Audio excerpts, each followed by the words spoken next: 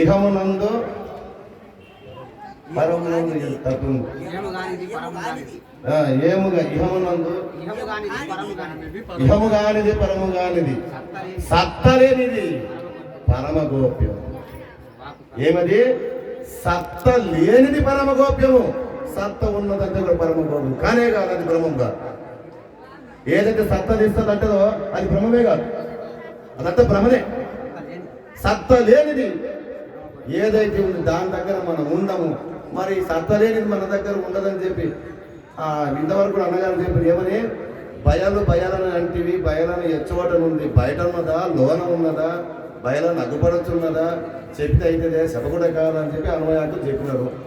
మరి వాళ్ళు చెప్పినారని సరిపెట్టుకుంటే సరిపోతుందా అని చెప్తే అంతటా నిండి ఉన్నదని భగవద్కృష్ణ ఎప్పుడో చెప్పినారు. హనుమంతరాజు రాకముందు కూడా భగవద్కృష్ణను అంతటా నిండి ఉన్నది, మూలకృత తను లేక నిండీకృతమై ఉన్నది అని చెప్పి భగవద్కృష్ణ చెప్పారు.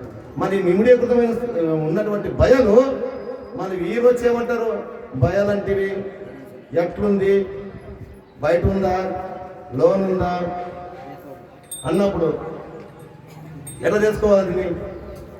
ఆ పద్ధతిగా తెలుసుకోవాలంటే తమ తమ గురువు గారి దగ్గర వెళ్ళి క్రమక్రమముగా సాంఖ్య విచారణ, అమనస్కము, తారకము, అమనస్కము, మహావాక్యము, వార్తీకమును బట్టి సాధనను చేసుకుంటూ ఆ పద్ధతి గల నడుచుకొని గురువు గారికి ఏమాత్రం అనుమానం రాకుండా సృష్టిష పద్ధతి ఆచరించి వారికి విసుమంతా కూడా అనుమానం రాకుండా ఆచరించి ఆ పద్ధతులు నడుచుకున్నప్పుడు ఇవన్నీ సాధ్యపడతాదని చెప్పి మా గురువు గారి దగ్గర నేను తెలిసినటువంటి జ్ఞానము ఈరోజు అదే జ్ఞానం మీ ముందు వ్యక్తపరుచుకుంటున్నానే కానీ ఇంకా వేరే ఏదైనా కాదు.